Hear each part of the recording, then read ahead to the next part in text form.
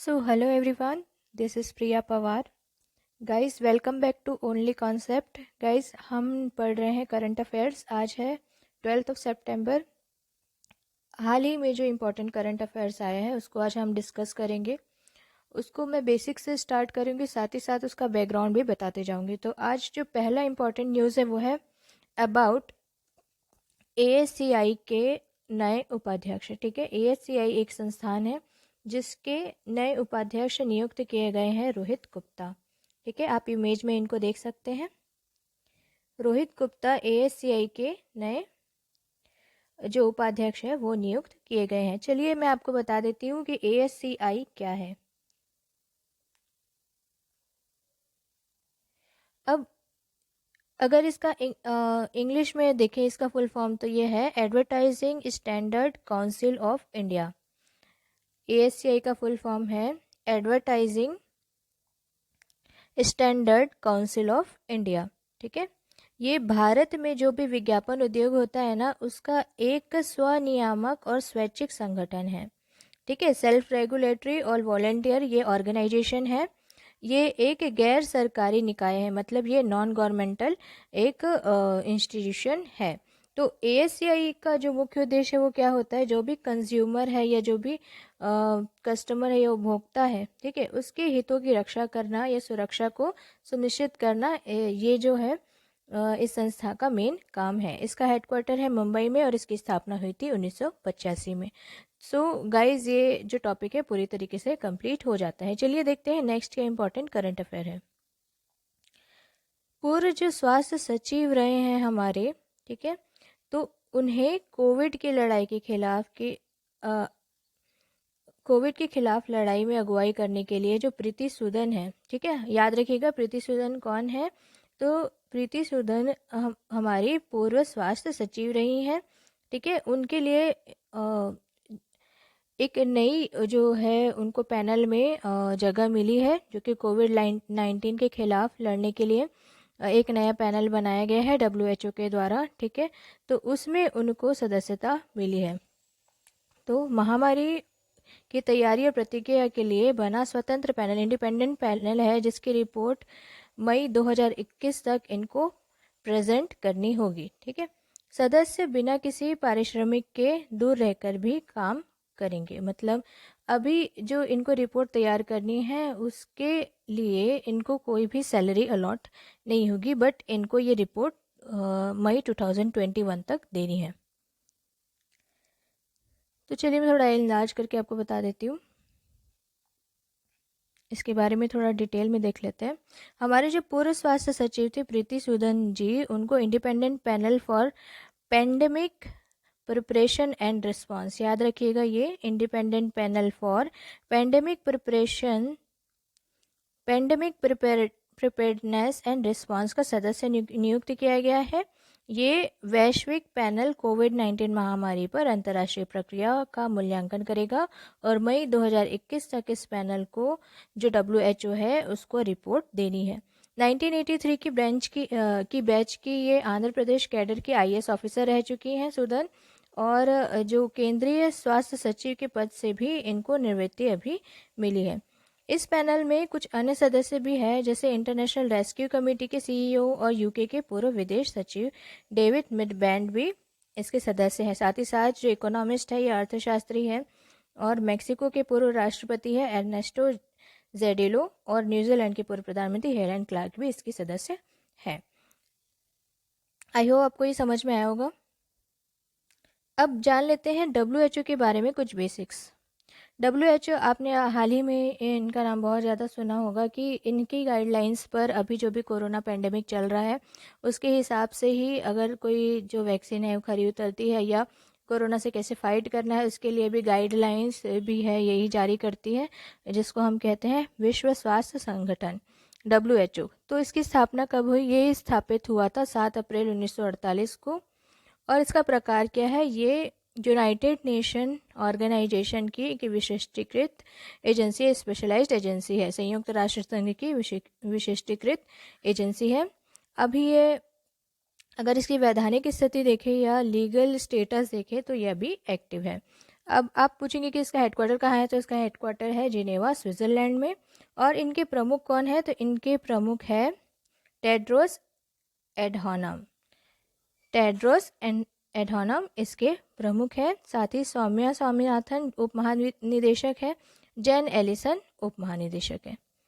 और इसका अगर पेरेंट ऑर्गेनाइजेशन पूछे तो यह है संयुक्त राष्ट्र आर्थिक एवं सामाजिक परिषद, मतलब United nation economic and social council, UNSC इसकी पेरेंट ऑर्गेनाइजेशन है।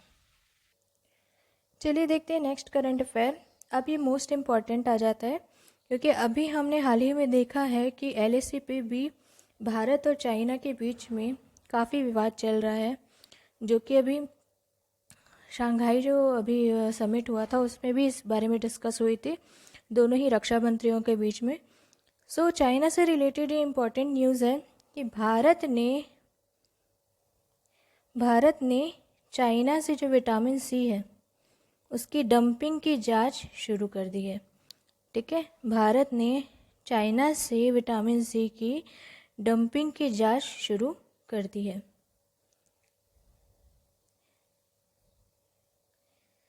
तो अभी देखिए इससे क्या होगा, जो भारत में जो भी डोमेस्टिक मैन्युफैक्चरर्स होते हैं उन्होंने ये शिकायत की थी कि चाइना जो विटामिन सी की डंपिंग कर रहा है उसकी जांच होनी चाहिए। इसका इस्तेमाल जो दवा कंपनी जो होती हैं वो दवाओं के उत्पादन में करती है विटामिन सी का। और बजाज हेल्थ केयर लिमिटेड जो है, जो कि वाणिज्य मंत्रालय की एक जांच की इकाई है, जिसे हम कहते हैं व्यापार उपचार महानिदेशालय, ठीक है, इनके सामने इन्होंने ये आवेदन किया था कि किन्होंने, जो कि यह हमारे जो डोमेस्टिक या घरेलू विनिर्माता है, मैन्युफैक्चरर है, उन्होंने जो कॉमर्स मिनिस्ट्री होती है उसके अंदर DGTR एक संगठन होता है जिसको हम कहते हैं व्यापार उपचार महानिदेशालय, डायरेक्टोरेट ऑफ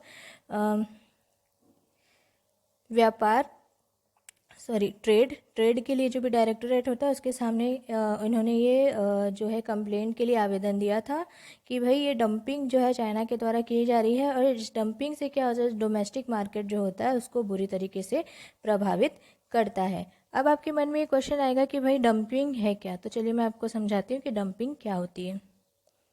देखिए, अगर इसका टेक्निकल डेफिनेशन में बताऊँ तो डंपिंग एक ऐसा एक्ट है, मतलब एक ऐसी स्थिति है जिसमें क्या होगा, कोई भी कंट्री जो है वो क्या करेगी, जो वैश्विक स्तर पर ऐसा प्राइस रखेगी अपने प्रोडक्ट का जो कि मार्केट के कंपैरिजन में बहुत कम हो, और जो वहाँ का जो घरेलू, किसी भी दूसरे कंट्री का जो घरेलू मार्केट है या घरेलू बाज़ार है या डोमेस्टिक मार्केट है उसमें उससे भी कम उसकी प्राइस को देगा। इससे क्या होगा, जो कंट्री डंपिंग कर रही है उसको फ़ायदा होगा, लेकिन जिस कंट्री के विरुद्ध में वो ये पॉलिसी लेकर के आ रही है उस जो कंट्री है या वो जो देश है उसको बहुत ज़्यादा, उसकी घरेलू मार्केट को बहुत ज़्यादा नुकसान होता है। चलिए मैं इसको हिंदी में बता दे रही हूँ। डंपिंग एक मानक तकनीकी परिभाषा है जिसमें किसी भी चीज़ के लिए घरेलू बाज़ार में ली जाने वाली कीमत की तुलना में उसी चीज़ के लिए एक विदेशी बाज़ार में कम कीमत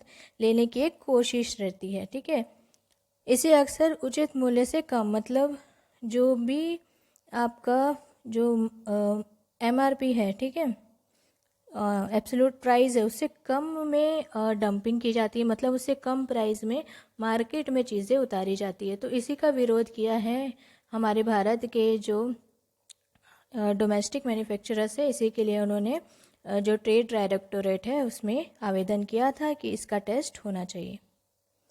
चलिए देखते हैं नेक्स्ट करंट अफेयर। हाँ, ये स्टैटिक है, आपको एकदम से इसको याद ही करना पड़ेगा। और एक्स ऑस्ट्रेलियन प्राइम मिनिस्टर है, ठीक है, एक्स ऑस्ट्रेलियन प्राइम मिनिस्टर, इनका नाम है टोनी एबट। ये देख सकते हैं आप इमेज में इनको यूके का ट्रेड एडवाइज़र नियुक्त किया गया है। तो आपको क्वेश्चन ये आ सकता है कि किसे यूके का ट्रेड एडवाइज़र नियुक्त किया गया है, जो कि पूर्व ऑस्ट्रेलिया के प्रधानमंत्री रहे हैं। तो ये है टोनी एबट, आपको दिख रहे हैं इमेज में। चलिए देखते हैं नेक्स्ट। हाँ, कोरोना वायरस का मुकाबला करने के लिए अब बांग्लादेश को $3 लाख की सहायता देगा ADB। ADB मतलब है एशियन डेवलपमेंट बैंक, ठीक है। तो ये याद रखना है आपको कि कोरोना से लड़ने के लिए, कोरोना वायरस से मुकाबला करने के लिए $3 लाख की सहायता देने वाला है एशियन डेवलपमेंट बैंक। कौन से देश को? तो बांग्लादेश को। तो आपसे डायरेक्टली क्वेश्चन पूछ सकता है कि किस देश को $3 लाख का सहायता एशियन डेवलपमेंट बैंक देने वाला है, तो इसका आंसर होगा बांग्लादेश को, ठीक है। तो चलिए एशियन डेवलपमेंट बैंक के बारे में कुछ बेसिक्स जान लेते हैं। देखिए एशियन डेवलपमेंट बैंक, मैं इसको थोड़ा एनलार्ज कर देती हूँ so that you can see it. Asian development bank, इनका मोटो क्या है या इनका मेन एम क्या है, उद्देश्य क्या है? तो एशियन डेवलपमेंट बैंक कमिटेड है ऐसी प्रॉस्परस, इंक्लूसिव, रिजाइलेंट और सस्टेनेबल, मतलब सतत एशिया के विकास के लिए, डेवलपमेंट के लिए, और प्रशांत महासागर में, मतलब एशिया पैसिफिक मतलब एशिया वाले जो रीजन में, साथ ही पैसिफिक मतलब प्रशांत महासागर के रीजन में जितनी भी कंट्रीज हैं उनको कवर करते हुए उनके सतत विकास के लिए और यहाँ से गरीबी या पॉवर्टी को दूर करने के लिए इनका मेन लक्ष्य होता है। इसको बनाया गया था 19 दिसंबर 1966 को, मतलब लगभग अभी इसको 53 साल हो चुके हैं, ठीक है। टाइप क्या है इसका? तो एक मल्टीलैटरल डेवलपमेंट बैंक है ये। लीगल स्टेटस अगर इसका देखें तो ये एक ट्रीटी है। ट्रीटी है मतलब एक अनुबंध है या एग्रीमेंट है। एग्रीमेंट के तहत इस बैंक से बाकी सारे जो देश हैं वो जुड़े होते हैं। पर्पस क्या है इसका? कि इसमें सामाजिक और आर्थिक विकास इसका मेन पर्पस है, ठीक है। हेडक्वार्टर है इसका मनीला, फिलीपींस में, याद रखिएगा।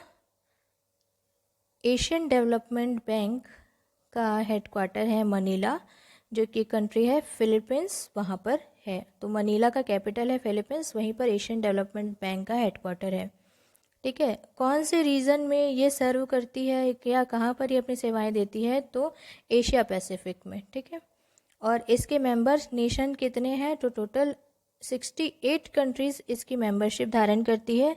साथ ही साथ इनके जो प्रेसिडेंट है वो कौन है? तो ये है मसत्सुगु आसाकावा, ठीक है। मसत्सुगु आसाकावा इसके प्रेसिडेंट है, ये आपको याद रखना है। चलिए देखते हैं नेक्स्ट। हाँ, ये भी बहुत अच्छी न्यूज़ है कि गुजरात सरकार ने सिरेमिक जो उद्योग होते हैं उनको गैस बिल पर लगभग 16% की छूट दी है। तो सिरेमिक जो इंडस्ट्री है कहाँ पर? तो गुजरात में। तो उस पर गुजरात गवर्नमेंट ने लगभग 16% की छूट दी है। ये देख सकते हैं आप सिरेमिक उद्योग। सिरेमिक मतलब इन द सेंस जहाँ पर आपकी जो भी टाइल्स एक्सेट्रा बनती हैं, तो वो सारे उद्योगों में अभी 16% की गैस बिल में उनको छूट देने का प्रावधान किया गया है गुजरात सरकार के द्वारा। तो चलिए देखते हैं गुजरात के बारे में कुछ बेसिक्स। ये देख सकते हैं आप इंडिया के मैप में, दिस इज़ गुजरात, ओके। ये रेड में दिख रहा है आपको गुजरात। चलिए अब देखते हैं गुजरात के बारे में और बेसिक्स। अभी देखिए गुजरात बना कब? तो गुजरात बना था 1 मई 1960 को, ठीक है। 1 मई 1960 को बना था। इसका कैपिटल है गांधीनगर और सबसे बड़ी सिटी है अहमदाबाद। लगभग 33 डिस्ट्रिक्ट इसमें है। तो गवर्नमेंट कौन सी इसके अंतर्गत? तो गवर्नमेंट ऑफ गुजरात है और इनकी जो गवर्नर है वो है आचार्य देवव्रत। आचार्य देवव्रत गवर्नर है यहाँ के। विजय रूपानी यहाँ के चीफ मिनिस्टर है और यहाँ का जो लेजिस्लेचर है, यहाँ की विधायिका है, वो यूनिकैमरल है, मतलब एक सदनीय है, जिसमें 182 सीट प्रेजेंट है। और हाई कोर्ट है गुजरात हाई कोर्ट और टोटल इनका एरिया होता है 1,96,024 स्क्वायर किलोमीटर। तो ये है गुजरात का बेसिक्स। हाँ, ये और इम्पॉर्टेंट न्यूज़ है, ये शायद क्वेश्चन में मतलब पेपर में आ सकता है आपके कॉम्पिटिटिव एग्जाम में। एप्पल ने पहला floating glass retail store open किया है और ये है मरीना सिंगापुर में, ठीक है। मरीना सिंगापुर में एप्पल ने अपना एक नया स्टोर शुरू किया है जो कि है मरीना सिंगापुर में। मरीना बे स्टैंड सिंगापुर में इसको बनाया गया। देखिए फ्लोटिंग है, फ्लोटिंग मतलब होता है कि पानी के ऊपर तैरता हुआ एक एप्पल स्टोर खुला। ये देखिए एप्पल का लोगो आपको पिक्चर में दिख रहा होगा। चलिए देखते हैं इसके बारे में थोड़ा सा बेसिक्स। एप्पल ने थर्सडे को मेरीना बे स्टैंड, जो कि ऐसा है जो डायरेक्टली वाटर के ऊपर में है, तो इसके लिए एक एप्पल स्टोर ओपन किया है। फर्स्ट फ्लोटिंग रिटेल होगा ये with a glass dome. Glass dome मतलब एक ऐसा डोम लाइक स्ट्रक्चर है, कटोरे जैसा, है ना, उसमें होगा। और एप्पल की अगर बात करें तो मरीना बे स्टोर कंपनी का सबसे एम्बिशियस रिटेल प्रोजेक्ट होगा। तो गाइस, आज का लेक्चर होता है यहीं ख़त्म। तो बताइएगा आपको लेक्चर कैसा लगा। Keep studying.